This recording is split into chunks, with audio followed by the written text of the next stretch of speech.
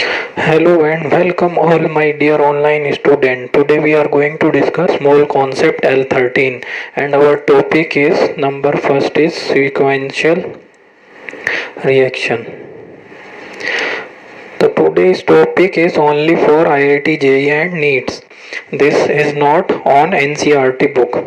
तो दो टॉपिक हैं आज, सिक्वेंशियल रिएक्शन, अगला है प्रिंसिपल ऑफ एटम कंजर्वेशन। ये दोनों ही नीट और आईआईटी के पर्पस से बहुत इम्पोर्टेंट हैं, तो इसको ध्यान से देखिए, कॉपी और पेन निकाल लीजिए और नोट्स बनाइए। तो फर्स्ट है सिक्वेंशियल रिएक्शन। तो what is a sequential reaction? In sequential reaction, जैसे कि as the name suggest, sequential means sequence, sequence में कोई रिएक्शन चलेगी। जैसे ए टू बी बना, ए प्लस बी बन के सी बना, फिर सी प्लस डी बन के ई बना, इस तरह से सीक्वेंस में रिएक्शन चलेगी। तो in sequential reaction more than one reaction are running in sequence. More than one reaction are running in sequence. एक से ज़्यादा रिएक्शन कैसे चलती हैं? सीक्वेंस में। More than one reaction are running in sequence and at least one substance will be common. एक substance जो है कॉमन होगा in between the two reaction. दो रिएक्शन के बीच में one substance will be common in between the two reaction. Normally in sequential reaction, information about substance of the first reaction, जो information है about the substance of first reaction will be given। पहली reaction के बारे में जो substance है उसके बारे में information आपको given होगी and information for the last reaction will be asked। शुरू वाली के लिए information दी रहेगी और last वाले के लिए आपको पूछ लेगा। जैसे example देखते हैं, क्वेश्चन है 2a plus 3b gives 5c। फिर आपका 4c plus 7d equals to 9e plus 6f। then 3f plus 4g equals to 8h। Question में कहा है calculate maximum number of moles of H which can be formed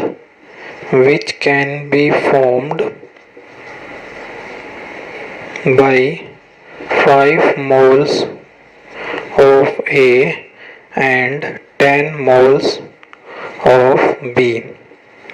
तो देखिए आपकी sequence में reaction है 2A plus 3B gives 5C, 4C plus 7D equals to 9E plus 6F, 3F plus 4G equals to 8H। तो calculate maximum number of moles of H बताने हैं which can be formed by 5 moles of A। तो starting के हमको दे दिया है, देखिए 5 moles A के एंड 10 मोल्स B के। अब इसमें फिर से वही केस लगेगा, लिमिटिंग रिएजेंट कौन होगा? यहाँ पे 2 मोल्स इसके हैं, 3 इसके, 5 मिल रहे हैं। तो देखिए यहाँ पे 2 के बारे में इंफॉर्मेशन दी है। No let us first find out the LR. तो यहाँ से कैसे 5 डिवाइड बाई कोफिशिएंट 2.5 और इधर 10 डिवाइड बाई 3 इज 3.3। तो एलआर कौन हो गया? ए एलआर। तो इसके बेस पे हम सी की वैल्यू निकाल सकते हैं, means moles of A by 2 is equal to moles of C by 5। तो यहाँ से सी के मोल्स आ जाएंगे, ए के मोल्स कितने थे? 5 by 2 into 5 is equal to moles of C, means moles of C is 25/2। 25/2 जो है आपके ए के मोल्स आ गए, ठीक है ना। अब देखिए आगे, अब हम इस रिएक्शन पे चलते हैं, दूसरी वाली पे। सेकंड वाली में क्या था? सेकंड वाली में है second reaction 4C plus 7D। तो इसमें हम किसके लिए लगाएं ये भी सोचना है। आगे हमको कौन दिखाई दे रहा है? F दिखाई दे रहा है, तो C और F के बीच में लगाते हैं, means moles of C by 4 is equal to moles of F by 6। C के मोल्स कितने आए थे? 25/2 divide by 4 is equal to NF by 6। यहाँ से आ गया 2 3 जा 6 और NF आ गया आपका 75/4। तो number of moles of F। अब किसके बीच में लगा देंगे? F और H के बीच में, तो H के मोल्स आ जाएंगे। तो यहाँ से अगला है NF। तीसरी रिएक्शन थी आपकी 3F + 4G = 8H। तो F और H के बीच में लगा दिए moles of F divide by 3 = moles of H divide by 8। तो यहाँ से F के मोल्स थे 75/4/3 NH/8। यहाँ से आ जाएगा 4 2 जा 8 और ये आ गया आपका 150/3 = NH। दैट इज NH की वैल्यू आ गई 50 मोल्स जो है मैक्सिमम H के फॉर्म होंगे। तो ये सारी रिएक्शन कैसी रिएक्शन थी?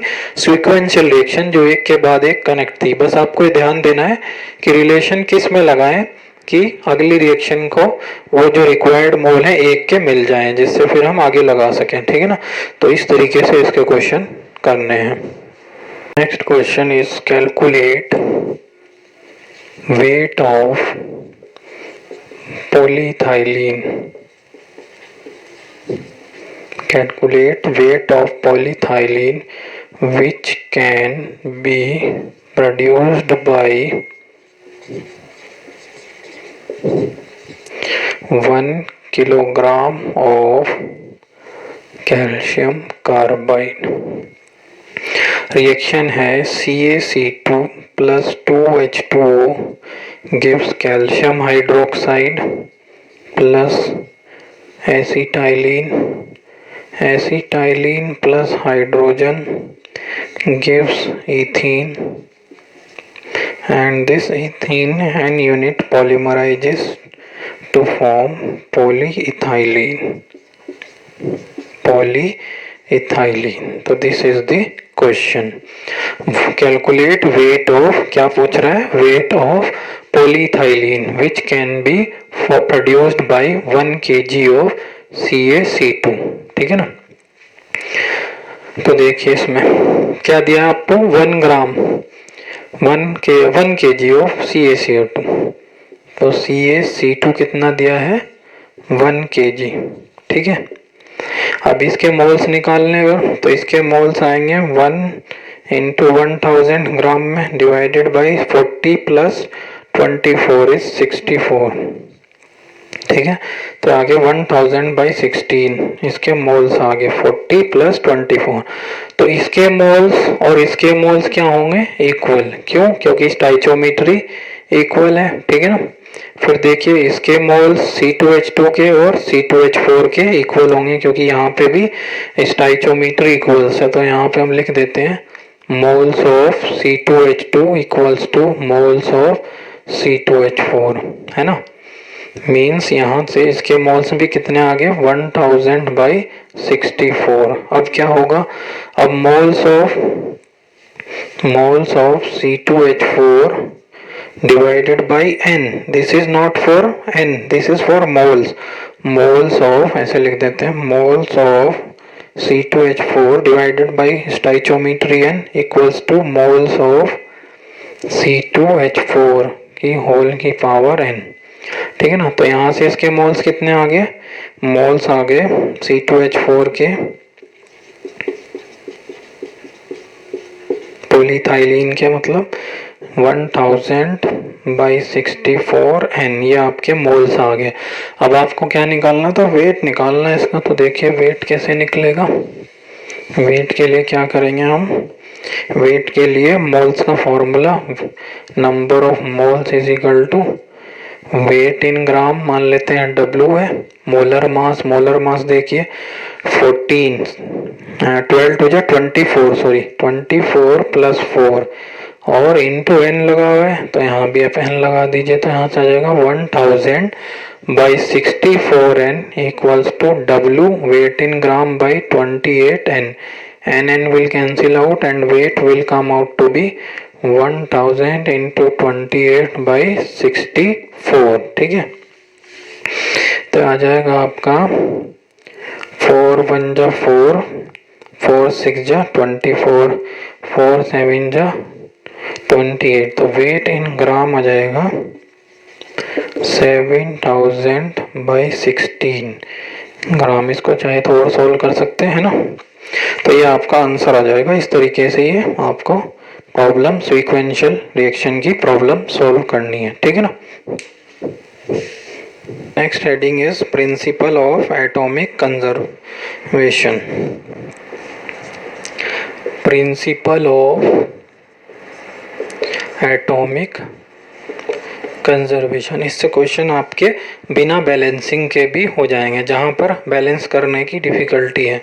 अब तक हमने देखा जितने भी कॉन्सेप्ट लगे स्टाइचोमेट्री के बैलेंस रिएक्शन पर लगे, लेकिन अगर कोई रिएक्शन बैलेंस नहीं हो पा रही है या बैलेंस करना डिफ़िकल्ट है तो उस पर हम क्या लगाएंगे, प्रिंसिपल ऑफ एटॉमिक कंजर्वेशन। लिखो POAC, शॉर्ट में है POAC, Principle of Atomic Conservation. It is based upon the law of conservation of mass. किस पे based है? Law of conservation of mass, that is conservation of atom, and according to it atoms can neither be created nor be destroyed. atom ना तो create होता ना destroyed, है ना, but it can only B conserve from one form into another, एक form से दूसरे form में कंजर्व होता है कि नहीं। जैसे इधर एक किसी सब्सटेंस में कैल्शियम कार्बोनेट था और वाटर था, तो उधर जाके कैल्शियम हाइड्रोक्साइड और आपका इथीन बन गया, इस एसिटाइलिन बन गया। तो atoms can neither be created nor be destroyed, but it can only be converted from one form into another. POAC is helpful for solving those problem, ऐसी प्रॉब्लम के लिए हेल्पफुल है in which either reaction is difficult to balance और impossible to balance. कुछ ऐसे concept, ऐसी reaction होंगी जहाँ पे रिएक्शन को बैलेंस करना डिफिकल्ट होगा, तो POAC is applied for those problem in which reaction is either difficult to balance or impossible to balance.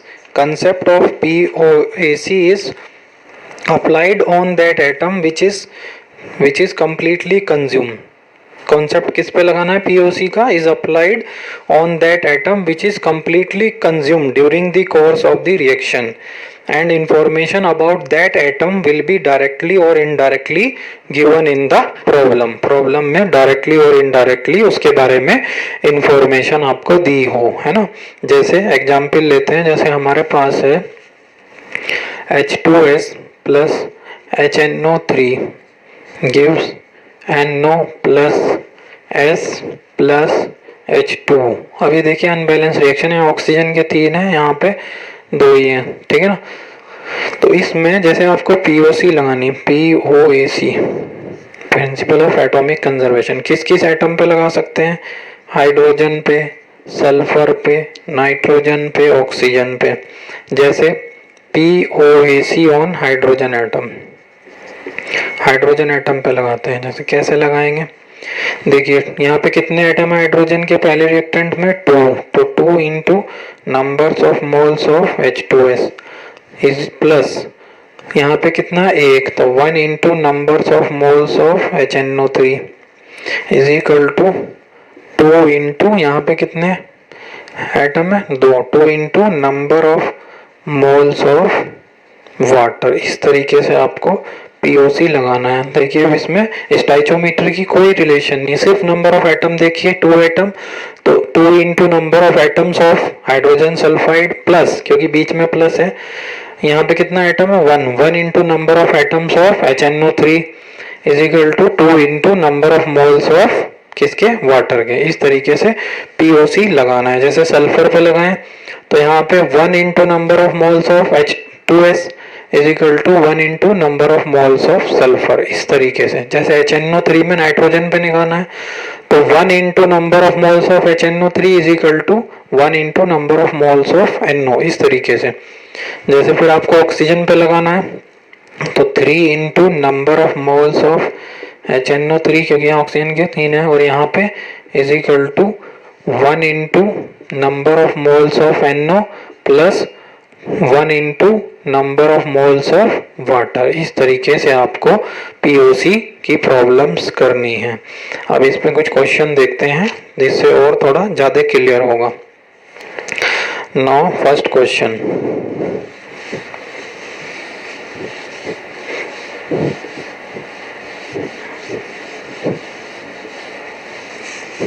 First question में है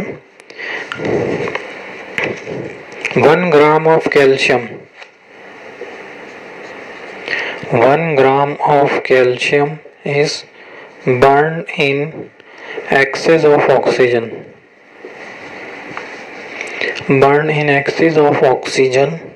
Determine weight of calcium oxide formed. Determine weight of calcium oxide formed. अब देखिए question में 1 ग्राम calcium is burnt in excess of oxygen to form calcium oxide. ये तो है balance equation, ठीक है ना। 1 ग्राम है तो कितने मोल होंगे, 1/40 number of moles of calcium. देखिए ये तो हम कर रहे हैं अपने ऑर्डिनरी मेथड से। सपोज रिएक्शन बैलेंस है, चेक करेंगे सेम आंसर आता है नहीं। 2Ca O2 के 2, तो बैलेंस वाले से करते हैं स्टाइचोमेट्री से। तो उसने कहा 1 gram of Ca is burn in excess of determine weight of CO form. तो देखिए क्या करेंगे, numbers of moles of calcium divide by 2 stoichiometry method is equal to numbers of moles of calcium oxide divide by 2। 2 से 2 will cancel, तो number of moles CaO के भी कितने आ जाएंगे, 1/40, ठीक है ना, क्योंकि स्टाइचोमेट्री कोएफिशिएंट इक्वल है। तो वेट कितना आ जाएगा, वेट आ जाएगा 1/40 is equal to weight, molar mass कितना होगा 40 प्लस 16 56, तो वेट आ जाएगा 56/40 ग्राम, ठीक है ना, 1 पॉइंट समथिंग आएगा। तो इतना वेट आ गया।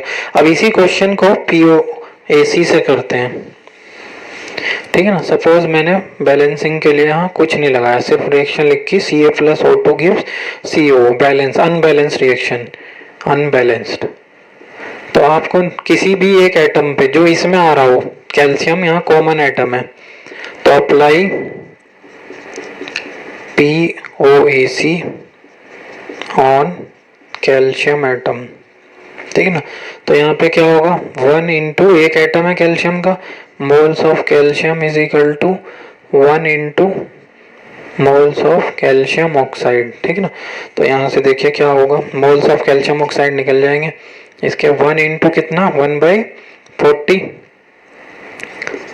Is equal to n into CO। तो CO के मोल्स निकल गए 1/40। अब इसका वेट फिर से वही, तो ये आगे कैल्शियम ऑक्साइड के नंबर ऑफ मोल्स 1/40। तो वेट निकालना है, तो number of moles is equal to weight in gram, फिर से मोलर मास 56, तो वेट कितना आ गया 56/40 ग्राम। तो देखिए POC से भी सेम आंसर आया है। हालांकि ये प्रॉब्लम कोई ज़्यादा कॉम्प्लेक्स नहीं थी, इसमें हम बैलेंस भी कर सकते हैं आसानी से, लेकिन जिस प्रॉब्लम में आपको बैलेंस करना होगा उसके लिए ये थोड़ा सा आसान हो जाएगी। देखते हैं कैसे, आगे देखते हैं और प्रॉब्लम।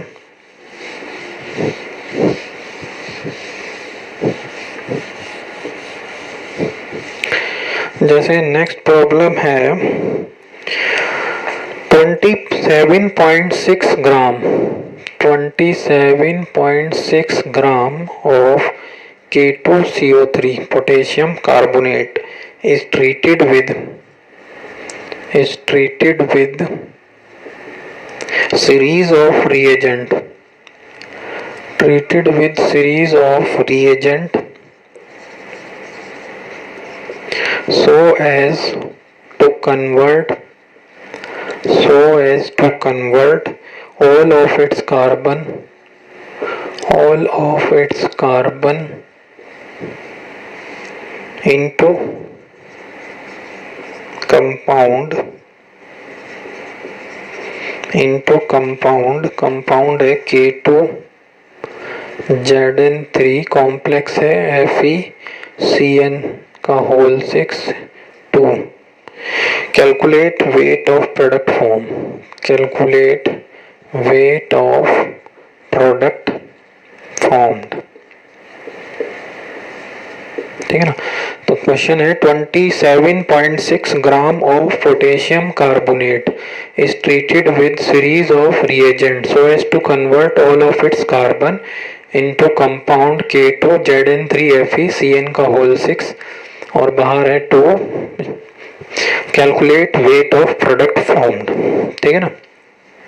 तो देखिए इस बार आपको रिएक्शन बैलेंस करना बहुत डिफ़िकल्ट है, सिर्फ इस तरीके से इंफॉर्मेशन है। इसमें सीरीज ऑफ रिएक्शन की गई, बीच में पता नहीं क्या क्या रिएक्शन होंगी और इससे प्रोडक्ट बनाया गया। इसका कितना ग्राम है? 27.6 ग्राम। अगर इसका हम निकालते हैं मोलर मास तो आएगा 78, 39 टू जा प्लस 12 प्लस 48। ठीक है ना।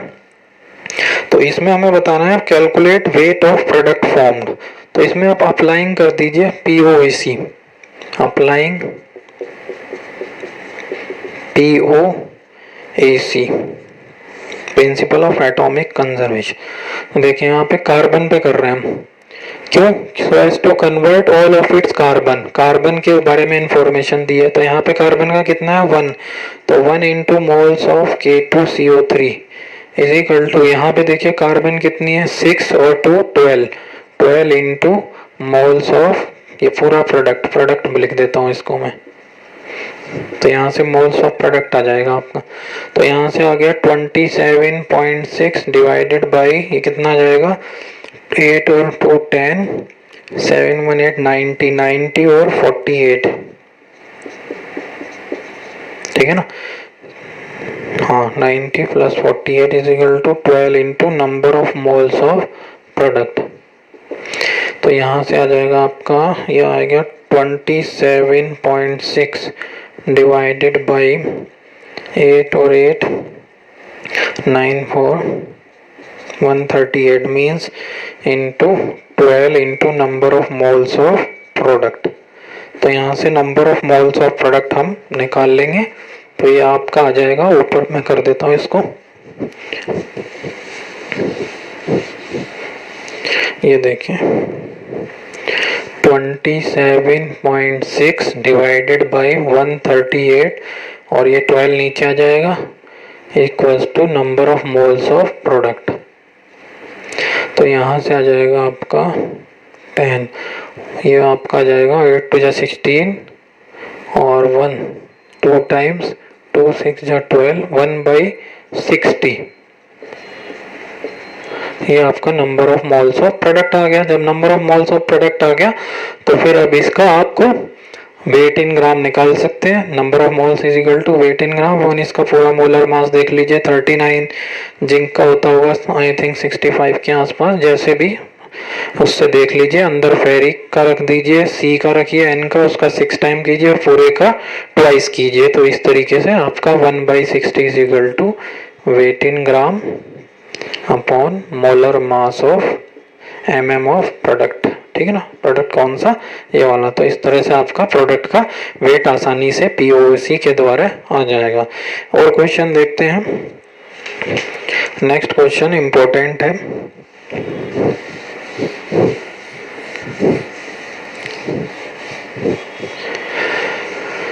जैसे नेक्स्ट क्वेश्चन है 1 ग्राम ऑफ, थोड़ा क्वेश्चन बड़ा है, 1 gram of dry green, 1 gram of dry green algae absorbs 4.7 into 10 की power -3 moles of CO2 per hour by photosynthesis। ठीक है। if the fixed carbon, अगर fixed carbon atom in the form of, if the fixed carbon atom after photosynthesis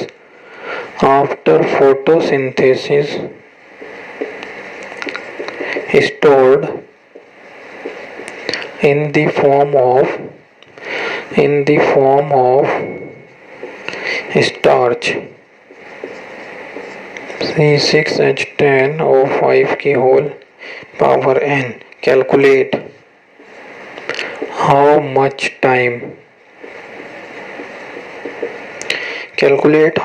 time will it take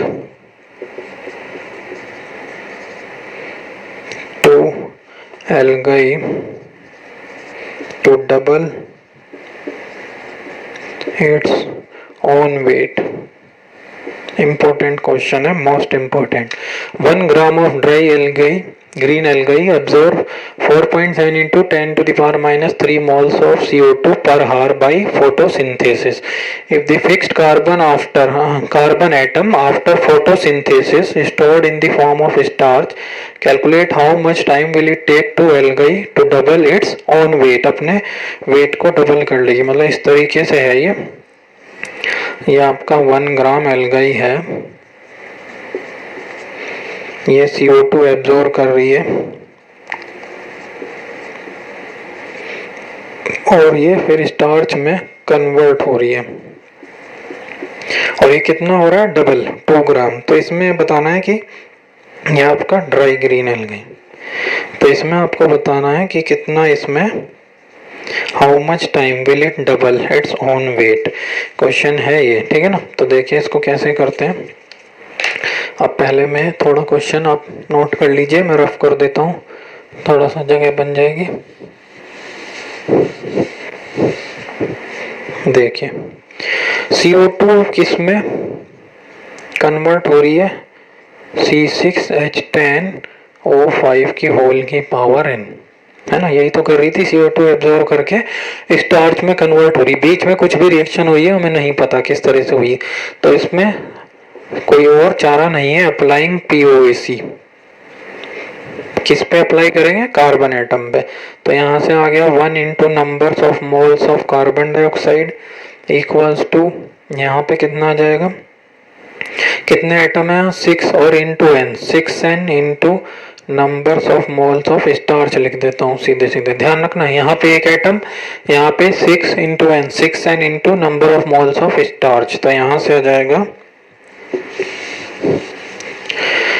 number of moles of carbon dioxide निकाल लेते हैं, 6n, starch के कितने होंगे 1 divided by, क्योंकि 1 ग्राम था starch, और यहाँ से देखिए 12 6 जा 72 और 10 82, 82 और 5 16, 5 जा 80, कितना 162 इंटू n, तो 162 इंटू n से n कैंसिल हो गया और ये आपका आ जाएगा 6 2 जा 12 और बचा कितना 12 और 4 6 7 जा 42। तो number of moles of CO2 कितने आ गए 1/27।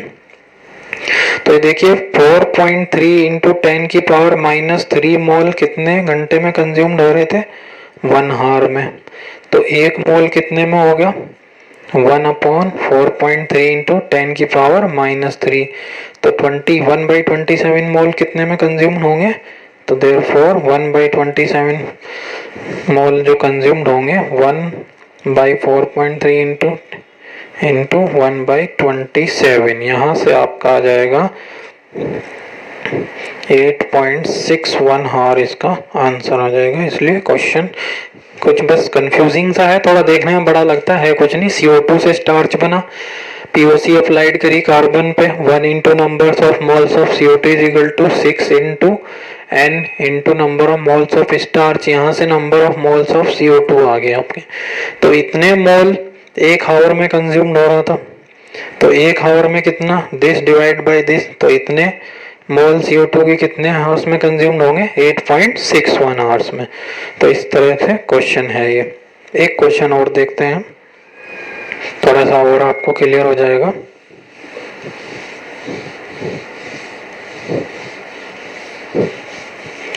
Next question, 3 gram of carbon, 3 gram of carbon,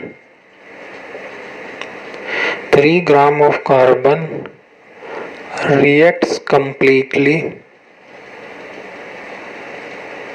with 5 gram of oxygen. Calculate percentage of CO in the product. ठीक है, तो देखिए 3 grams of carbon react completely with 5 gram of oxygen. Calculate percentage of carbon monoxide in the product. तो देखिए 3 plus मतलब C+O2 give CO plus CO2, ठीक है, और C plus half O2 give CO, ये रिएक्शन है। अब इसने कहा है 3 gram of carbon, 3 gram carbon जो है react with 5 gram of oxygen, कितने से? 5 ग्राम ऑक्सीजन से, ठीक है ना। तो देखिए यहाँ पे इसके मोल्स निकालिए, 3/12 इज इक्वल टू 1/4, ऑक्सीजन के मोल्स निकालिए 5 ग्राम थी ना, और हाँ 5 ग्राम ऑफ ऑक्सीजन, और इसका मोलर मास कितना हो जाएगा? 32। तो एक 3 ग्राम है और एक 5 ग्राम है, ठीक है। तो इसके मोल्स आ गए। अब इसमें हम POAC अप्लाइड करेंगे, C+O2, ये वाली रिएक्शन में CO प्लस CO2, ठीक है ना। तो POC अप्लाइड करा कार्बन एटम पे, 1 into number of moles of carbon is equal to 1 into number of moles of CO plus 1 into number of moles of CO2, ठीक है। तो इसके मोल्स कितने थे? 1/4 इज इक्वल टू, इसके मान लेते हैं A है, इसके B है, तो ये आएगा आपका 1/4 is equal to A plus 1, equation number first.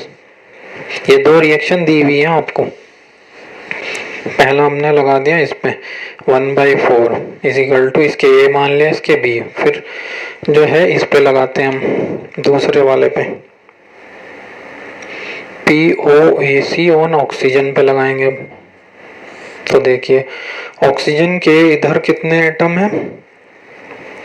Oxygen के हैं यहाँ पे, हाँ 2 एटम, तो 2 into numbers of moles of oxygen, इस वाले में देखना है, is equal to 1 into number of moles of, हाँ इसी वाली रिएक्शन पे देखना आपको, इसी पे देखें दोनों, पहले इस पे लगाई फिर इस पे ऑक्सीजन के लिए, 2 into number of moles of oxygen is equal to 1 into number of moles of CO plus 1 into number of moles of CO2, ठीक है ना।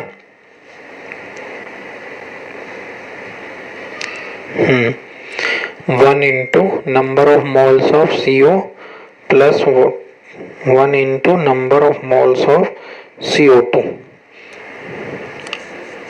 1 2 आएगा, ऑक्सीजन पे लगा रहे हैं ना, हाँ 2 into number of moles of oxygen. देखिए फिर से 2 एटम इधर है, तो 2 into number of moles oxygen is equal to 1 into number of moles of oxygen plus 2 into number of moles of CO2, तो 2 into number of moles oxygen के कितने हैं? 5/32 इज इक्वल टू, अब इसमें लिमिटिंग रिएजेंट की भी जरूरत नहीं है, क्योंकि हम तो 2 के बारे में इंफॉर्मेशन थी, लेकिन क्योंकि हम POC से कर रहे हैं तो लिमिटिंग रिएजेंट पे भी ध्यान नहीं देना। इसको A माना था हमने, इसको 2B, यहाँ से 2 इक्वेशन है, 2 अननोन है, A प्लस 2B आ जाएगा, है ना। A और B की ये सेकेंड इक्वेशन होगी। फर्स्ट इक्वेशन क्या थी, पूरा ही कर देता हूँ मैं। फर्स्ट इक्वेशन है A plus B is equal to 1/4, तो 1/4 is equal to A plus B, ठीक है ना। ये आपकी फर्स्ट इक्वेशन थी। जरा इन्हें सेपरेट कर दें अगर, तो आएगा 5/16 minus 1/4 is equal to, A से A cancel, 2B minus B is B, तो ये आ गया आपका 16 एल्सियम 5, और 4 जा 16 इज इक्वल टू B कितना आ गया? 1/16 आपका B आ गया, ठीक है। तो ये कितना आ जाएगा? ये आ जाएगा 1/4 minus 1/16 is equal to A, यानी 16 एल्शियम 4 minus 1 is equal to A, तो ये आ गया 3/16। आपको निकालनी थी परसेंटेज, कैलकुलेट क्या निकालनी थी? परसेंटेज ऑफ CO, तो परसेंटेज आ गया CO की कितनी आ जाएगी? A क्या था, क्योंकि देखो रिएक्शन में लिख देता हूँ फिर से, C+O2 gives CO plus CO2, इसमें हमने A इसको माना था और B इसको, तो परसेंटेज ऑफ CO निकालनी है। तो मिक्सचर में क्या है? CO प्लस CO2, तो ऊपर नीचे टोटल इंटू 100, तो A कितना है आपका? 3/16 divided by A plus B कितना? 4/16, 3/16 प्लस 1/16 इज 4/16, मतलब इस तरीके से इंटू 100, 16 विल कैंसिल आउट, तो ये आपकी आ जाएगी 75%। सैंपल में इतना आपका 75% कार्बन मोनोऑक्साइड होगा। तो this is all about POAC, principle of atomic conservation. ये बहुत इंपॉर्टेंट है जहाँ पर रिएक्शन बैलेंस नहीं हो रहा है। एक बार इसको ध्यान से देखिए वीडियो को रिपीट करके और नोट्स बनाइए प्रॉपर, तो आपको क्लियर हो गए। आज के लिए इतना ही रखते हैं। Thank you very much.